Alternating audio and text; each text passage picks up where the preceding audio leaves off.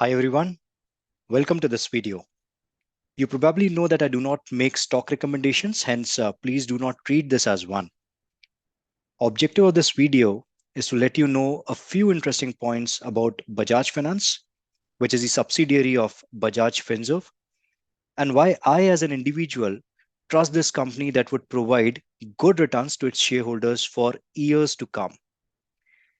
Now, before we get into that, let us quickly understand what NBFC is, which Bajaj Finance Limited is all about.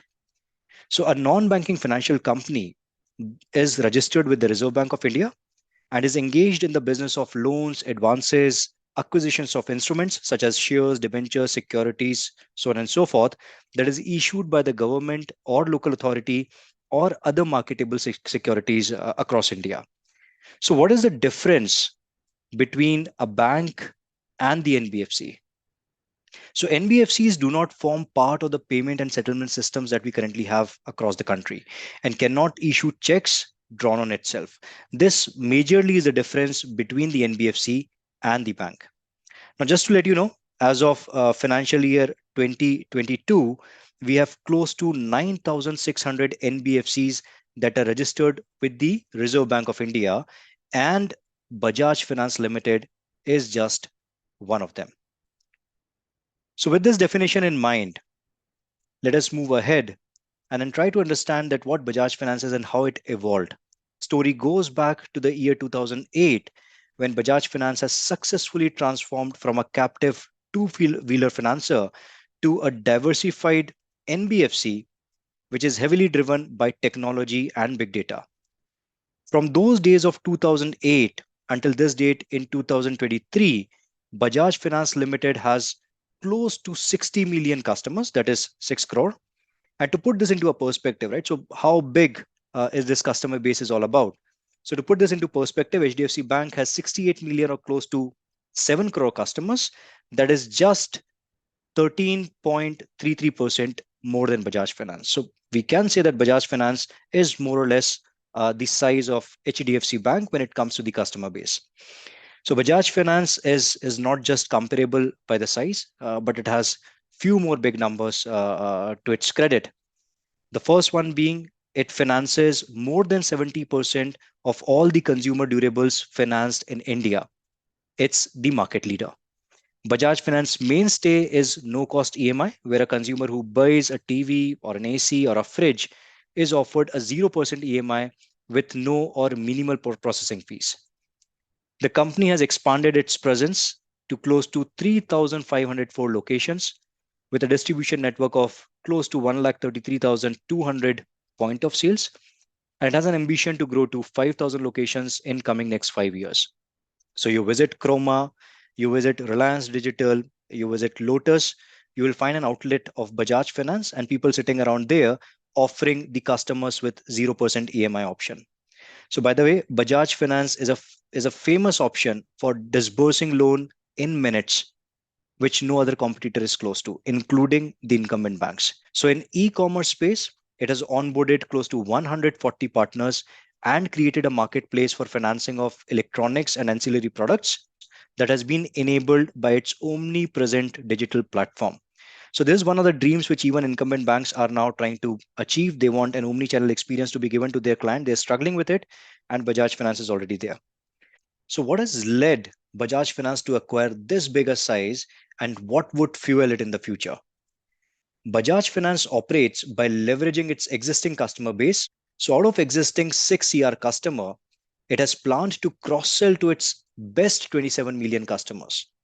And these 27 million existing clients of Bajaj Finance have rupees 6 to 7 trillion of outstanding credit in India's lending sector, in addition to the amount outstanding with the Bajaj Finance. Now, what does this mean?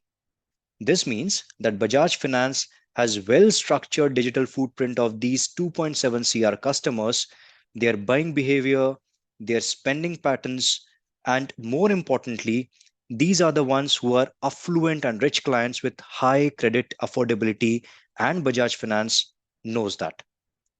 Now, with this in mind, cross-selling to these clients will of course result in low NPS for Bajaj Finance and a very low cost liabilities, as these are existing old clients.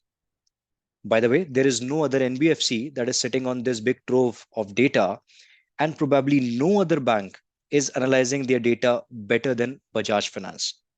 So the next question is this approach paying well?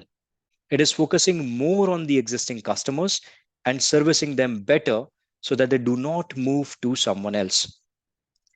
Has it worked for them? Yes, it did. Its loan book has grown at a CAGR of 35%, earnings at a CAGR of 33%, and ROE at 20% CAGR. And that too, my friend, over the past 10 years, over a decade.